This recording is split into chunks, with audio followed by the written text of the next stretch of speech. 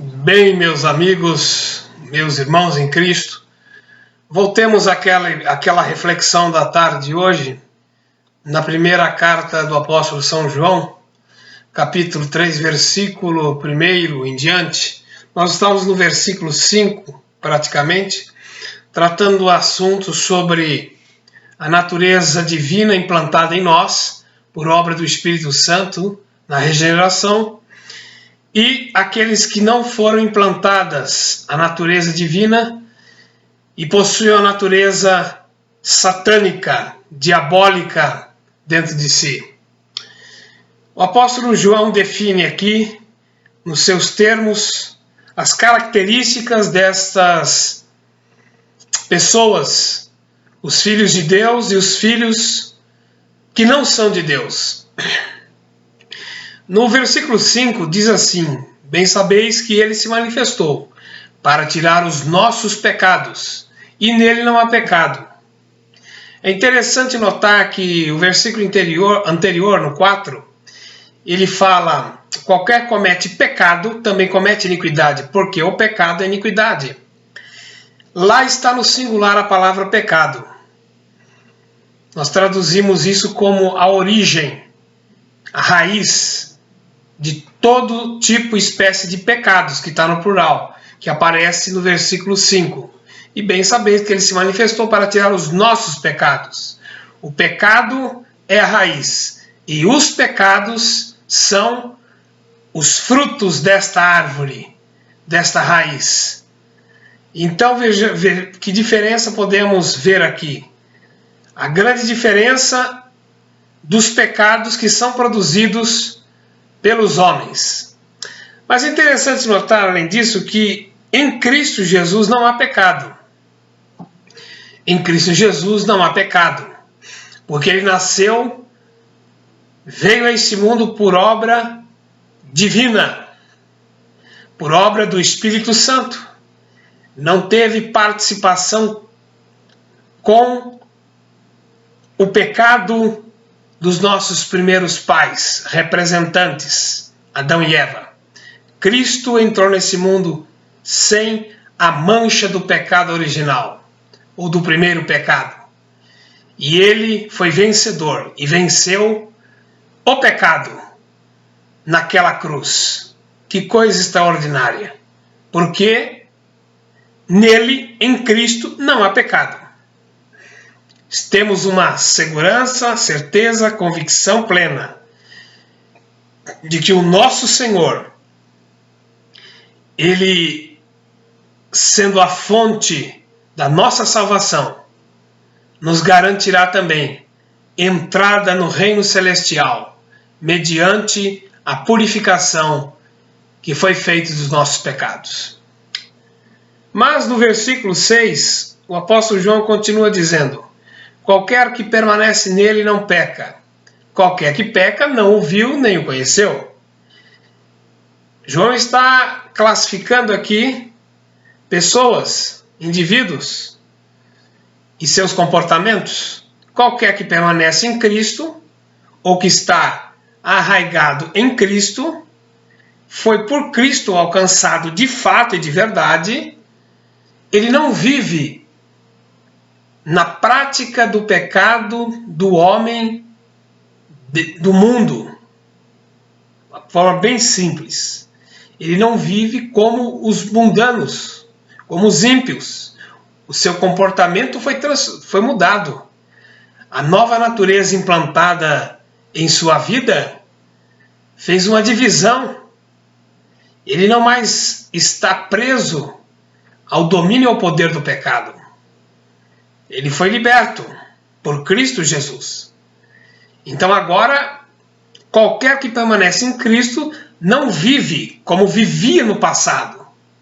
Não anda como andava no passado. Não se comporta como se comportava no passado, antes do Senhor Jesus os encontrar. A vida é mudada, a vida é transformada. E nós vemos através dos frutos que essas pessoas demonstram. Quem permanece nele não peca. Qualquer que peca não viu nem conheceu, é óbvio.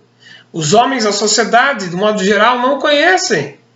Por isso que o mundo está do jeito que está, porque não tem nenhum tipo de participação espiritual com Cristo. Porque não conhece, não tem intimidade com Ele, não tem parceria, não tem aliança, não tem uma ligação filial, paternal. A ligação que eles têm é com o príncipe das trevas desse mundo. Então, é impossível essas pessoas que pecam, de fato, se dizerem cristãs, afirmarem que possuem comunhão com Cristo. Porque qualquer que peca não viu nem o conheceu. É muito simples isso. O camarada anda numa vida desregrada. O camarada anda numa vida toda atrapalhada. Uma vida que não condiz com a palavra de Deus. Uma vida fora dos padrões, dos parâmetros do Evangelho. Evidentemente, ele não sofreu uma mudança de vida nenhuma. Não houve alteração nenhuma em si.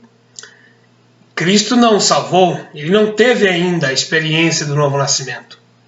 Por isso João fala, qualquer que vive nessa prática não o viu nem o conheceu. Ele não está falando de pecados que podemos cometer ao longo da nossa caminhada cristã. Ele está falando dos pecados ou de uma vida de pecado como os ímpios. Esta vida de pecado como os ímpios, nós, os servos do Senhor, não temos. É inadmissível isso, não tem lógica tal princípio. Os ímpios possuem uma vida totalmente divorciada da verdade de Deus, porque eles não têm a revelação de Deus. Versículo de número 7. Filhinhos, ninguém vos engane, diz o apóstolo João.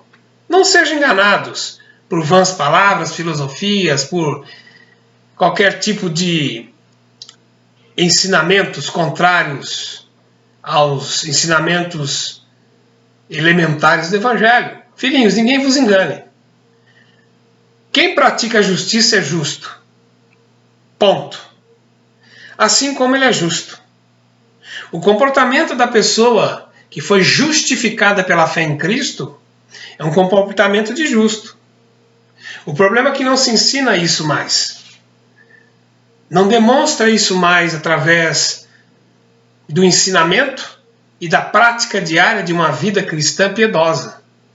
Mas ele alerta que não sejam enganados, porque existem muitos falastrões que aparecem por aí, ensinando novos princípios de fé e de religião que não condiz com os ditames do Evangelho.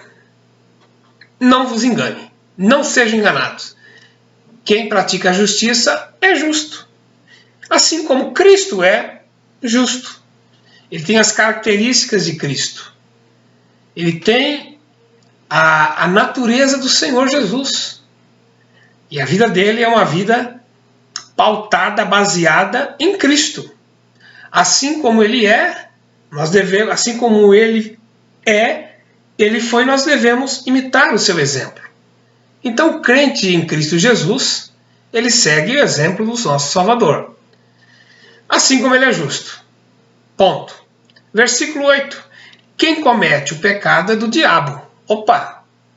Então existe uma identificação aqui daquele impenitente, daquele frequentador de igreja e religiões, que o seu comportamento não condiz com o que ele diz, com o que ele afirma. E João diz: quem comete o pecado é do diabo. Então a identificação do pecador com o diabo é uma identificação do diabo com o pecado. O diabo é aquele que originou o pecado. Então ele é o pai do pecado. Ele é aquele que deu a origem ao pecado. O pecado nasceu nele. Ele é a fonte do pecado, não da justiça, nem da santidade e nem da verdade. Quem comete o pecado é do diabo. O diabo é o pai daqueles que praticam o pecado de forma totalmente desenfreada, sem limites, de forma totalmente desembestada, como vive a sociedade e o mundo tem vivido desde então? Nenhuma lei os amedronta, eles não estão debaixo de princípio, debaixo de nenhum tipo de regra moral, porque não há moralidade no pecado. Então, temos aqui o originador de todo esse mal no mundo, no universo, o diabo. O diabo é a origem do pecado. Ele deu origem ao pecado, ele gerou o pecado em si e transmitiu o pecado a todos os seres criados, principalmente os seres angelicais. E automaticamente ele transmite esse mesmo princípio aos seres humanos. Vamos adiantar. Por que o diabo peca desde o princípio? Aqui está a referência que nós temos inicial do primeiro pecado que entrou no universo através de Satanás. No princípio quer dizer que o diabo, no princípio, num determinado princípio, ele se levantou contra a vontade de Deus, que era perfeita, santa e agradável, e deu origem ao pecado. Porque o diabo peca desde sempre, desde o início de toda a criação. Estava lá ele. Porque o diabo peca, é da sua própria natureza, é do seu próprio comportamento, é do seu próprio ser. Pecar. Pecar é o que ele sabe fazer. Pecar é o que ele leva as pessoas a fazerem. Pecar é o que ele induz. Pecar através da ele tenta as pessoas a pecarem contra Deus. Para isto está a resposta de toda essa tragédia universal. Para isto, o Filho de Deus se manifestou, para desfazer as obras do diabo. Então, Jesus Cristo veio com a seguinte missão a esse mundo: desfazer aquilo que o diabo fez. Ele veio desfazer e aniquilar o que Satanás causou ao universo e à ordem criada através da sua rebelião e através do seu pecado. Para isto, o Filho de Deus se manifestou para desfazer as obras do diabo. As obras do diabo está no plural. São muitas. Mas, especialmente, ele veio desfazer a obra do engano da antiga serpente, que conseguiu ludibriar os primeiros pais, e eles foram convencidos a se rebelarem contra o Criador, por Satanás. Então Satanás é especialista em convencimento. Ele é um bom persuasor. Ele consegue persuadir as pessoas contando a sua versão da história, mesmo que equivocada e mentirosa. Mas ele possui esse poder de convencer os homens de que não é bem assim, não é dessa forma, não pode ser tão radical desse jeito, levar Deus tão a sério, levar a palavra de Deus tão a sério, crer tão a sério na palavra e temer a Deus. Não precisa de tudo isso. É assim que ele trabalha, na mente dos seres humanos, 24 horas por dia, somente dos fiéis. A luta severa, a luta travada é contra os fiéis, contra a igreja de Cristo na terra. Então, ele tenta semear, convencer-nos de que não precisamos fazer isso para o Senhor, não precisamos agradar como queremos agradar o Senhor, não precisamos seguir ao Senhor como deve ser seguido, não precisamos amar ao Senhor. Claro, ele não tem amor, ele não sabe o que é isso. Então vejamos mais o que diz o versículo 9. Qualquer que é nascido de Deus não comete pecado. Aqui está outra característica do nascido de Deus, que foi regenerado pelo Espírito Santo. Ele não vive como vivia na sua vida pregressa, na sua velha vida, no velho homem mais. mudou o comportamento dele. Ele possui uma outra origem, a origem celestial do Espírito Santo implantada na mente dele. Por isso diz, qualquer que é nascido de Deus não vive na prática do pecado como ele vivia. Porque houve uma transformação, houve uma mudança, é simples. Porque a sua semente permanece nele. Que semente? A semente é a palavra da verdade que foi implantada, enxertada em seu coração. A palavra do Evangelho, mediante os terrores da lei de Deus e a transformação que foi ocorrida por obra do Espírito, fez com que a semente de Deus ficasse implantada nele e não pudesse ser roubada. Essa semente ela foi plantada pelo Espírito e essa semente é a palavra incorruptível da verdade, que é o próprio Cristo, que é implantado em nós. E é impossível perdermos essa semente. Ela não será sufocada, ela não será queimada, ela não será destruída e nem roubada pelas aves dos céus, porque naquele coração que Deus escolheu implantar a semente da vida, ela vai germinar. Naquele coração que Deus predestinou, que Deus elegeu antes da fundação do mundo, vai ser mais cedo ou mais tarde alcançado pela graça de Deus. E não vai se perder. Passa o tempo que for, mas a palavra do Evangelho vai alcançá-lo, de uma forma ou de outra. Ele será alvo da graça.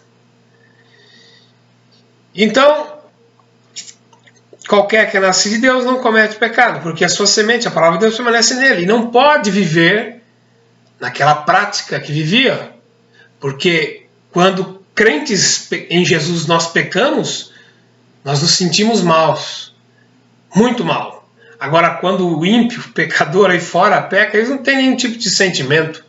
Eles pecam à vontade, sem nenhum peso na consciência. Eles pecam porque são escravos do pecado. O escravo não faz o que quer, faz o que o pecado manda e o diabo ordena. Então diz o texto que ele, quando peca, o crente em Jesus, ele sente um profundo pesar, tristeza, e o Espírito Santo se entristece.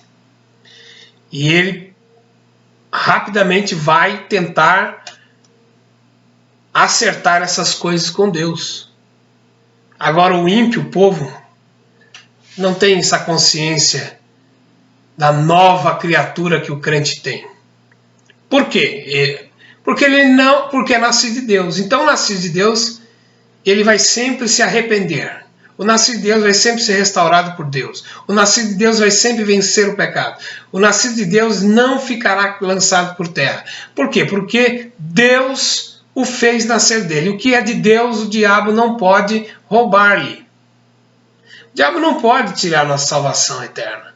O diabo não pode tirar o que foi pago. Ele não pode anular o que Cristo fez, que o venceu, destronou e o aniquilou naquela cruz. O diabo é um ser derrotado por Cristo na cruz. Então, ele não pode anular aquele que é nascido de Deus, e nem a sua vida espiritual será anulada, porque sempre haverá uma porta de escape para o eleito de Deus, o filho de Deus, o servo de Deus. Ele sempre terá auxílio do céu, e mediante isso, esta pessoa ela se tornará sempre restaurada pelo Senhor. Vai pagar o preço do pecado, vai pagar as consequências amargas e vai cair na disciplina de Deus. Será disciplinado como filho amado. Muitas vezes de forma severa, mas Deus sabe corrigir cada um de nós de acordo com a sua vontade. Versículo 10. Nisto são manifestos os filhos de Deus, diz o apóstolo João. E os filhos, por outro lado, do diabo. Que coisa interessante. Neste mundo existem duas categorias de filhos.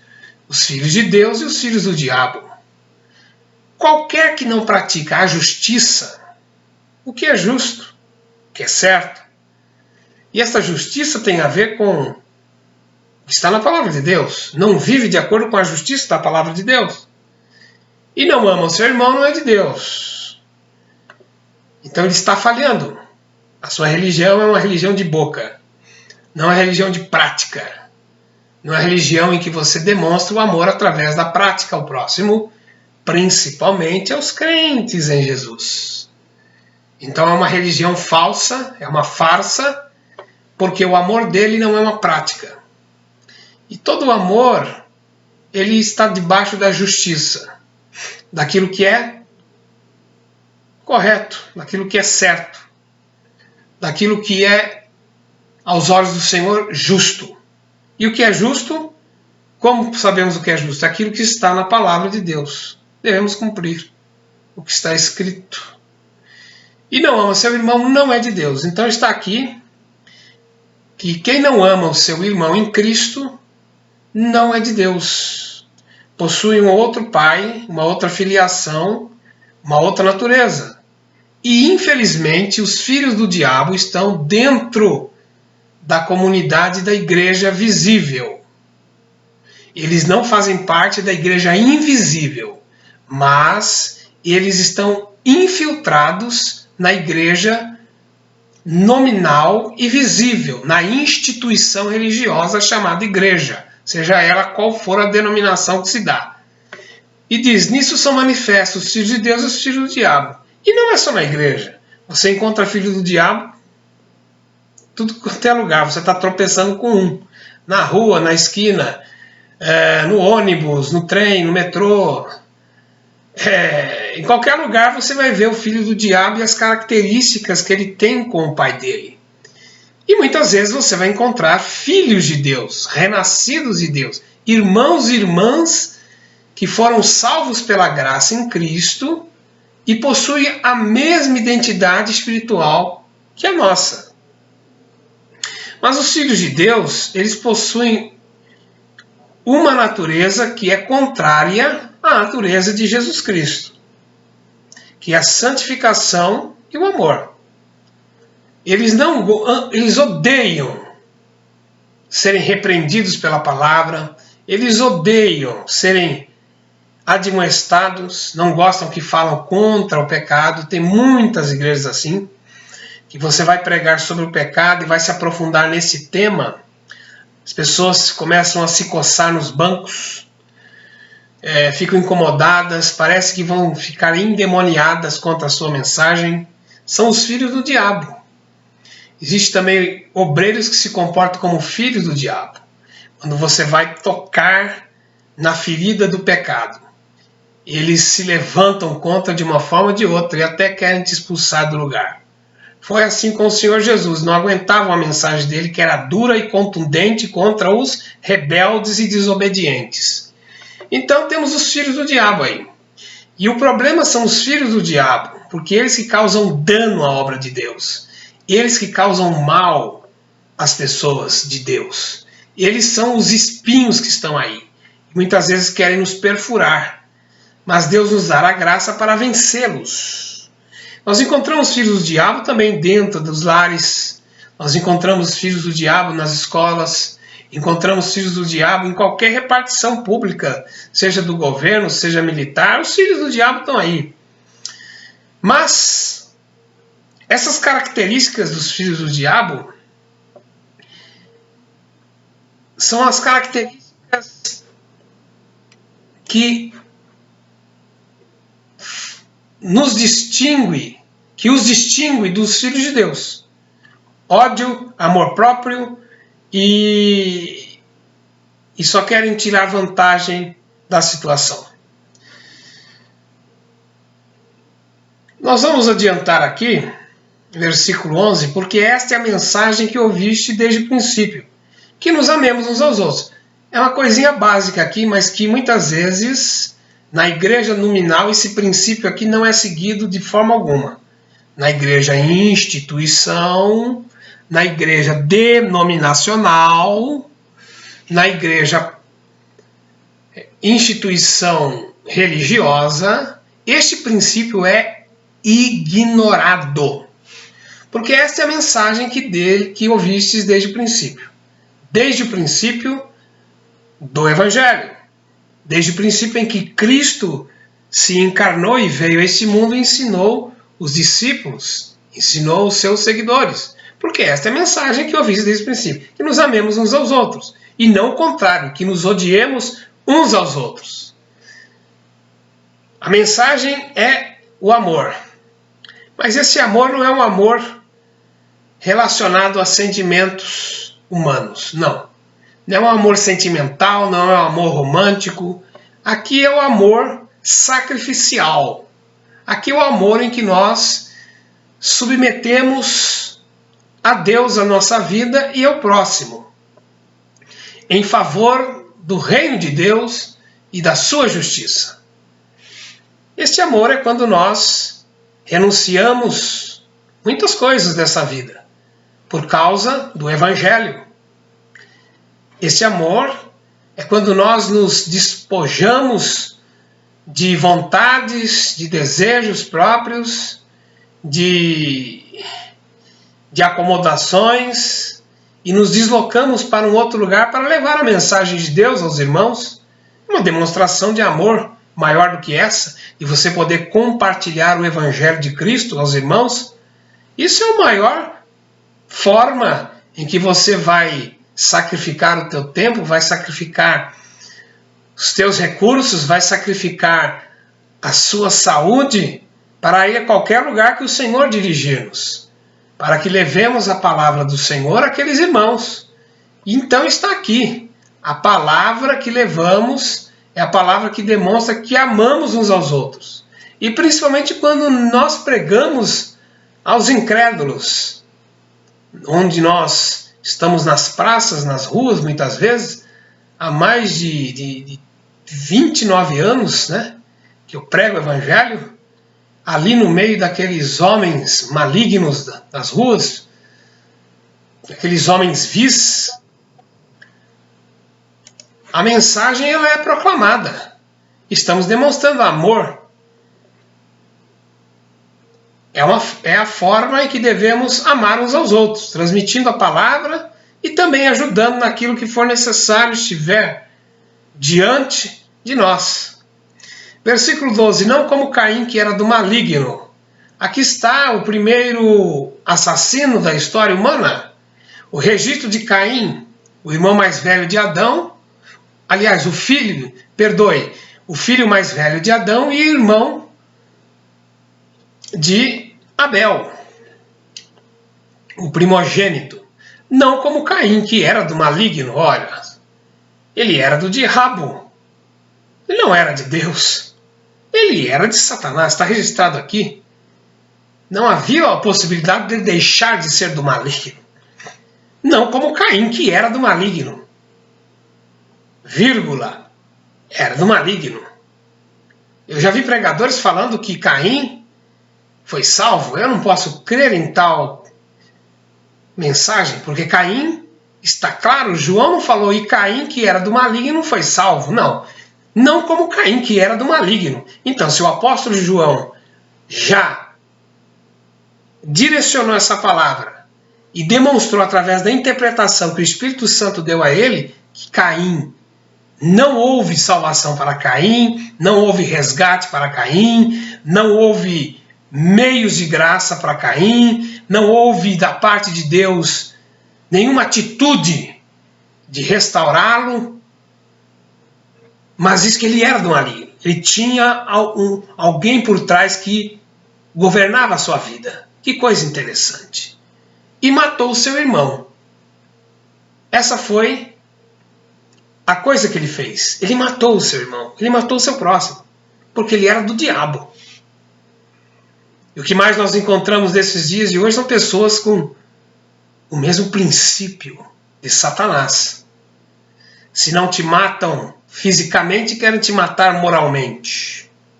Se não te matam moralmente, eles vão querer te matar de outra maneira, sufocando-te no ambiente aos poucos, desprezando-te, ignorando-te, e etc, etc, em todos os ambientes, principalmente no religioso.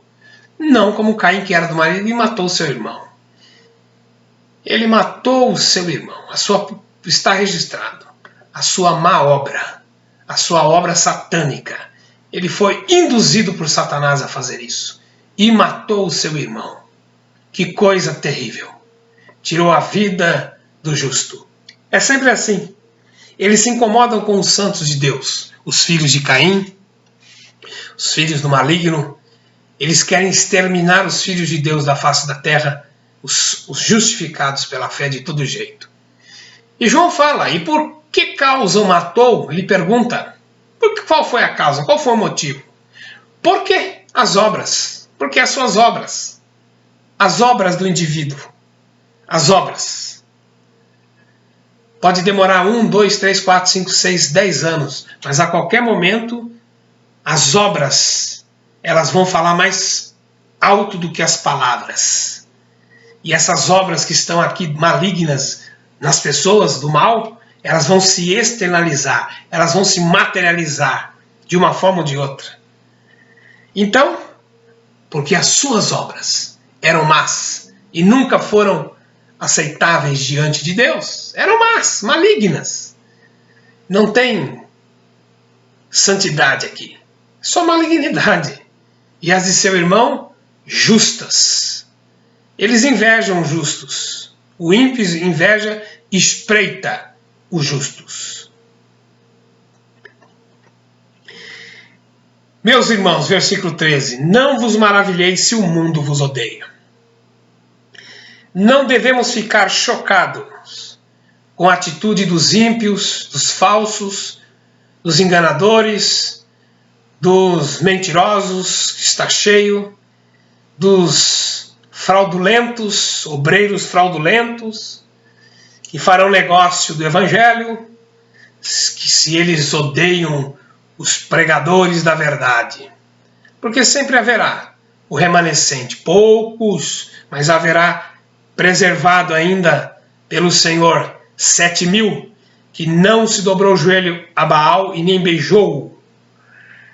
Temos aí ainda homens como valentes de Davi, que eram destemidos, homens que não se corromperam com nada deste mundo, homens que suportaram a dureza, as dificuldades do caminho espiritual. Não fiqueis maravilhados se o mundo todo quer nos tragar vivo, e se Satanás a cada dia tenta nos matar de uma forma ou de outra, tenta nos destruir. Por quê? Porque nós somos de uma outra natureza. Nós somos de uma outra pátria, a pátria celestial. No próximo vídeo eu vou falar sobre os filhos da ira, falarei sobre filhos da perdição e a diferenciação que existe. Filhos da ira, filhos da perdição e etc. Que Deus em Cristo nos abençoe na paz do Senhor.